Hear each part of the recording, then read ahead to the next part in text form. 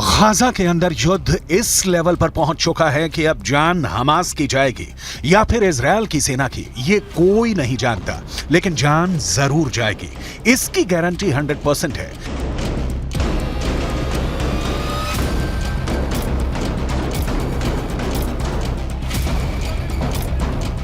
ये गाजा में close quarter battle का वीडियो है, यानी कमरों में लड़ा जाने वाला बहुत करीबी युद्ध।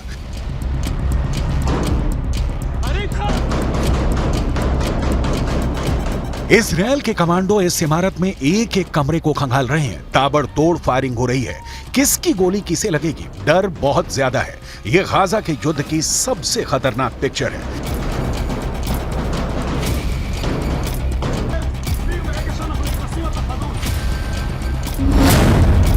लेकिन इस बीच एक बड़ी रिपोर्ट आई है जिसके मुताबिक गाजा में युद्ध अगले 2 महीने तक खत्म नहीं होने वाला, यानी जनवरी और फरवरी के बाद हमास मार्च में भी जिंदा रहेगा।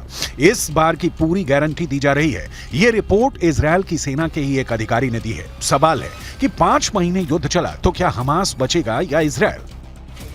इजरायल की सेना को दक्षिण में सिर्फ खान यूनुस इलाके में अपना ऑपरेशन पूरा करने में 4 हफ्तों का वक्त लग सकता है, यानी 1 महीना या कहें पूरा दिसंबर और जनवरी इजरायल की सेना खान यूनुस में लड़ती रहेगी। इसके बाद हमास के खिलाफ पहली स्टेज का युद्ध लड़ने में 1 महीने का वक्त और लगेगा, यानी फरवरी के बाद मार्च में भी युद्ध जारी रहेगा। इजरायल और पश्चिमी देशों की मीडिया को यह बात इजरायली सेना के एक बड़े अधिकारी ने बताई है। उत्तरी गाजा पर कब्जा करने के बावजूद इजरायल की सेना को गलियों में युद्ध लड़ना पड़ रहा है। अब दक्षिण में खान यूनुस की गलियों में जंग जारी है और यहां का युद्ध तो और भी खतरनाक बताया जा रहा है।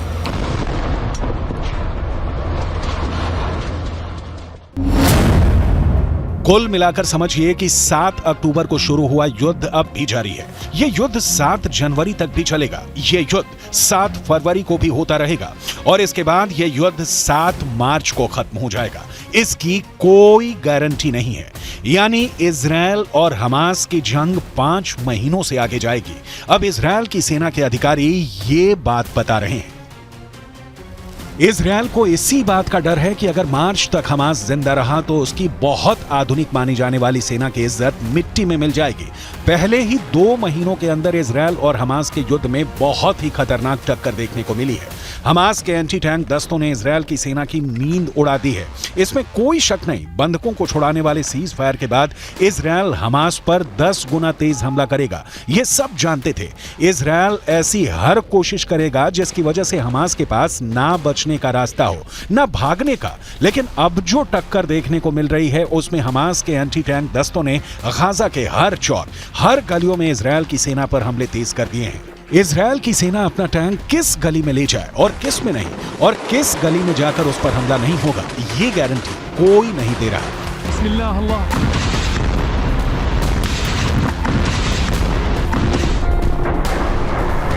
हमास की एक बॉडी कैमरा फुटेज इजरायल को मिली है और इसमें हमास के एंटी टैंक दस्तों को बिल्डिंग में छिपे हुए देखा जा सकता है। जिस जगह पर यह दस्ता छुपकर इजरायल पर हमले की फिराक में था, वहीं पर इजरायल ने हवाई हमला कर डाला। जाहिर है ऐसे धमाके में कोई जिंदा नहीं बचा होगा। वैसे गाजा की गलियों में युद्ध के दौरान हमास ने भी बड़े बड़े दावे किए हैं। हमास का दावा है कि उसने इजरायल के 180 टैंक और बख्तरबंद गाड़ियों को हमले में फोड़ दिया है। गाजा से लगातार ऐसी तस्वीरें आई हैं जिसमें इजरायली टैंक पर घात लगाकर हमले किए गए। इजरायल ने खुद माना है कि अब तक ग्राउंड ऑपरेशन में उसके 70 से ज्यादा सैनिक मारे जा चुके हैं, 250 से ज्यादा सैनिक जख्मी हुए हैं। लिहाजा हमास के खिलाफ जो ताकत इजरायल को माना जाता है उसके मुताबिक नतीजे तो इजरायल को भी नहीं मिले हैं। हालांकि नेतन्याहू के सामने अपनी छवि को बनाए रखना बड़ा चैलेंज बन चुका है और गाजा पहुंचकर उनकी पहली कोशिश इसी तरफ नजर आती है। अब जैसा युद्ध चल रहा है उसे देखकर लगता है कि इजरायल को बाकी बंधकों को लेकर ज्यादा फिक्र नहीं है। ऐसे में आगे की लड़ाई और भी खतरनाक होगी। अब इजरायल के ऊपर बंधकों वाला प्रेशर भी पहले के मुकाबले काफी कम देखा जा रहा है। इसलिए इजरायल का पूरा फोकस अब हमास को खत्म करने पर है। 2 महीनों के युद्ध के बाद इजरायल की सेना ने जो टारगेट तय किए उसमें से कितने पूरे हुए, इस पर नेतन्याहू की पैनी नजर है। 2 महीने के युद्ध के बाद इजरायल को क्या हासिल हुआ? गाजा पूरी तरह तबाह हो चुका है।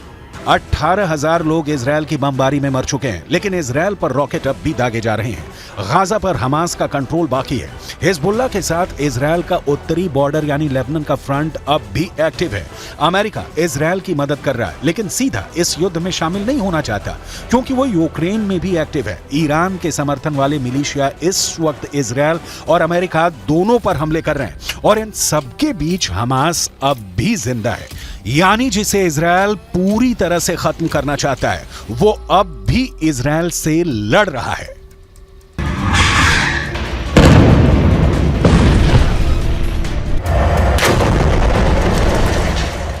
It remains imperative that Israel put a premium on civilian protection. And there does remain a gap between exactly what I said when I was there, the intent to protect civilians, and the actual results that we're seeing on the ground. Israel की सेना दावा कर रही है कि वो Gaza में Hamas को चारों तरफ से घेर रही है, इसलिए ऑपरेशन में वक्त लग रहा है। लेकिन गाजा से कुछ वीडियो ऐसे भी आए हैं जिससे लगता है कि इजरायल की सेना गाजा में बुरी तरह से घिर चुकी है। यह वीडियो हमास के टनल वाले दस्ते ने तैयार किया है, जहां इजरायल की सेना ने कैंप लगाया हुआ है। वहां हमास के लड़ाकू दस्ते चुपके से जमीन से निकलकर उन पर नजर रख रहे हैं। यह इजरायल को डराने वाला वीडियो है। हमास की नजर इजरायल के एक एक फौजी पर है। इजरायल को टक्कर देने के लिए हमास ने एक नया वीडियो रिलीज किया है। यहां हमास के रॉकेट दस्तों ने अपने ठिकानों को उजागर करके दिखाया है कि उसके पास इजरायल पर हमले के लिए कौन सा नया हथियार है। ये M19 रॉकेट है, जिसकी रेंज करीब 100 किलोमीटर है। हमास ने कहा है कि वो इस रॉकेट से अब इजरायल की राजधानी तेल अवीव पर हमला करेगा। ये रॉकेट और इसको दागने वाला मल्टी लॉन्चर ये गाजा का ही कोई हिस्सा है। सवाल है कि क्या ये जगह अब तक इजरायल और अमेरिका की सैटेलाइट की नजर में नहीं आई, ना ही इजरायल और अमेरिका के ड्रोन इसे देख पाए। मुमकिन है ये पुराना वीडियो है और अब हमास ने इसे जारी करके सिर्फ इजरायल में डर पैदा करने की कोशिश की है।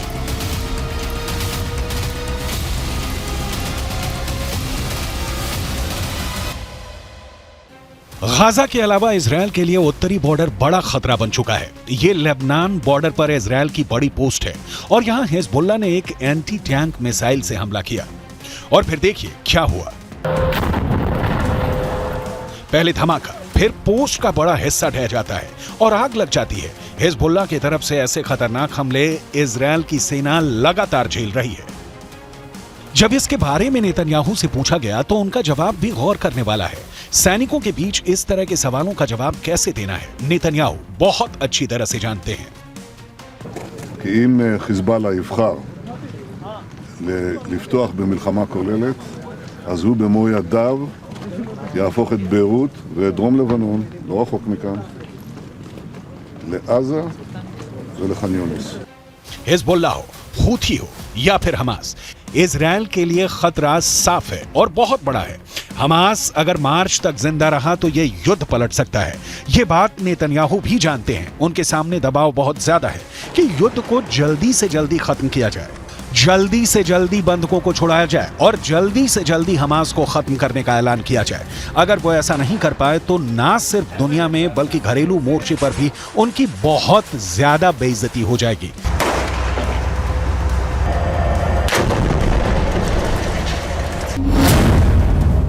इसलिए इजरायल और नेतन्याहू के सामने सबसे बड़ा डर है कि अब मार्च तक हमास जिंदा रहेगा। यह बात इजरायल की सेना अपनी रिपोर्ट में कह रही है। हमास का गुनाह ही इतना बड़ा है कि इजरायल ने उसे पूरी तरह से खत्म करने की कसम खाई है। यही वजह है कि 7 अक्टूबर के बाद से गाजा में जिसने हाथ डाला है उसने अपना हाथ चलाया है। गाजा जलता हुआ कुआं बन चुका है, जो गिरेगा खत्म हो जाएगा, क्योंकि इजरायल को जिसने भी अब तक रोकने की कोशिश की उसको नेतन्याहू ने सिर्फ एक जवाब दिया, जब तक हमास खत्म नहीं हो जाता तब तक युद्ध जारी रहेगा। बंधकों को छुड़ाने के लिए सीज फायर तो कर दिया गया, लेकिन एक बात साफ है कि अब तक इजरायल के सामने सब फेल हो चुके हैं। इजरायल के आगे ईरान फेल हो चुका है। इजरायल के आगे हमास से लेकर हिजबुल्लाह और यमन के हूथी भी नाकाम रहे हैं। इजरायल के सामने सऊदी अरब और बाकी अरब देशों की जुबान पर ताला लगा है। अरब देश पूरी तरह फेल साबित हुए हैं। इजरायल के खिलाफ रूस भी फेल हो गया और इजरायल ने अमेरिका को भी बता दिया कि वो इजरायल से है। इजराइल उससे नहीं, यानी अमेरिका भी फेल है। नेतन्याहू अब कोई बात बर्दाश्त नहीं करेंगे। वो बैकफुट पर नहीं, फ्रंट फुट पर तबाही मचाएंगे। उन्होंने अमेरिका को भी इस बात का एहसास दिला दिया है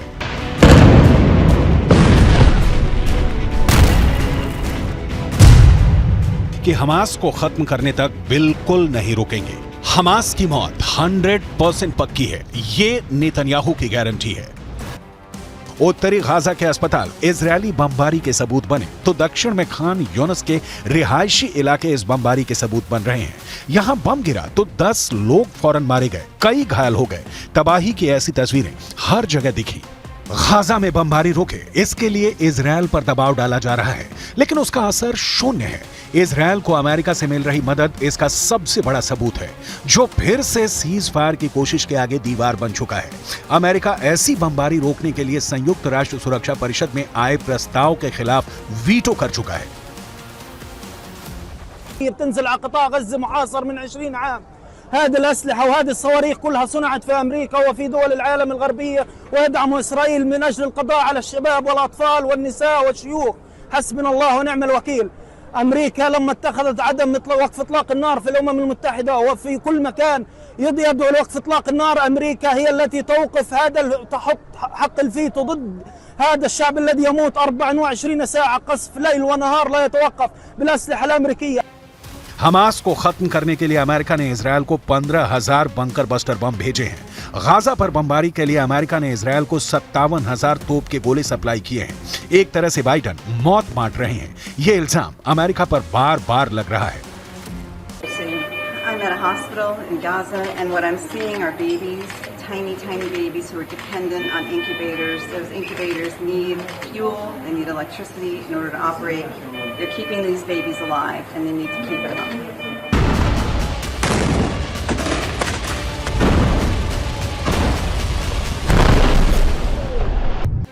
अमेरिका एक तरफ कह रहा है कि युद्ध जल्दी खत्म हो, दूसरी तरफ वो ये भी नहीं चाहता कि सीज फायर हो।